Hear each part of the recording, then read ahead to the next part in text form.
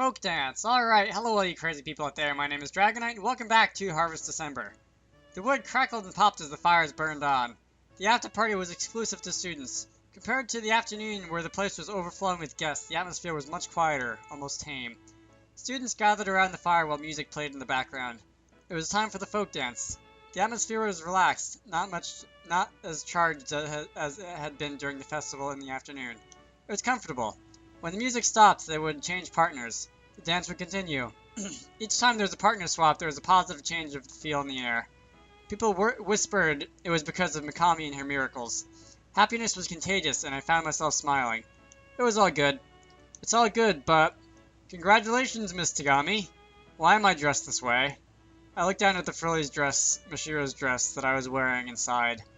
Oh, come on, princess, don't look so down. I have a feeling this is kind of perverse. Of course it is, that's why it's attractive. As we danced, the girls gave me heated looks that made shivers go down my spine. Sometimes I had a feeling some of the boys were throwing me looks as well, but I decided I would pretend not to see them. I really want to go home. There are a lot of people that would like to dance with you, Masaki-kun. Headache. Partner change. Someone took my hand. I have been waiting for this. I took her other hand in mine. You're dressed up. I couldn't have cared less what I wore, but Ao insisted. She was wearing gloves that reached her elbows. They felt smooth. I was tempted to run a palm down them. The dress feels light, like I'm wearing nothing, and I can't get a good grip with all the things with the...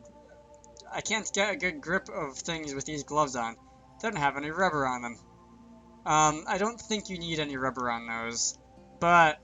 You're feeling shy, aren't you? You know I am. It's not nice of you to point out. She pouted and turned away. We were both unfamiliar with folk dancing and we moved awkwardly together. Sorry I caused you trouble in the afternoon. You look a lot better now. I was lonely. My hands touching hers tingled as if they were in pain. You left me alone, Masaki. I had hoped you would be there when I woke up. Shiro. Remember that time when I lost my powers? I thought this was only for students, by the way. Since when is Shiro a student? Whatever. I haven't changed one bit since then. I still need you, Masaki. This wasn't the arrogant, demanding, wise, but immature god I knew so well. This was a simple girl standing before me. She wanted something. Something only I could give her. It could be a wonderful thing if we managed to complement each other like a pair of seasoned dancers. But I had to let go. So I did just that. Our dance had ended. I could see the joy fade from her eyes. I didn't have anything else to say. Shiro left silently. As she went, I knew I hadn't lost anything from my decision. And my 3DS battery light just turned red. Where in the world is my charger? Give me a moment.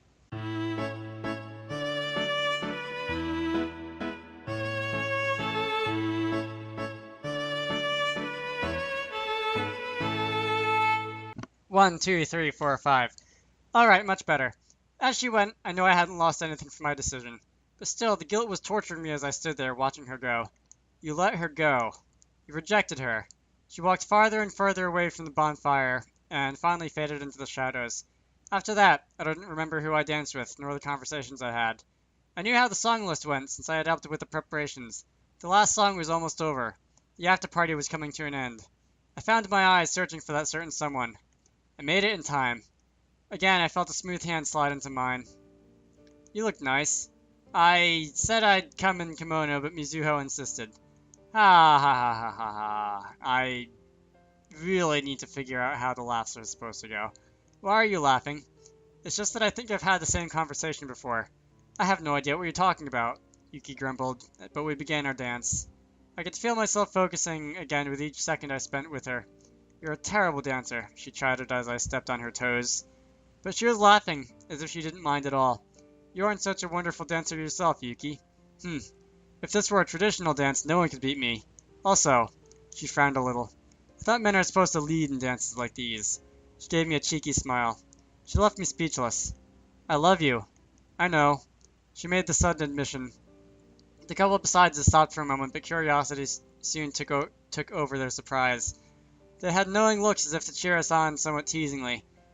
At the same time, they wore warm smiles. I felt a bit ticklish, but by no means uncomfortable having a friendly audience. I can't believe I just said that now. I've become a foolish romantic. I know. It's all your fault. I know. Say something. I don't want to.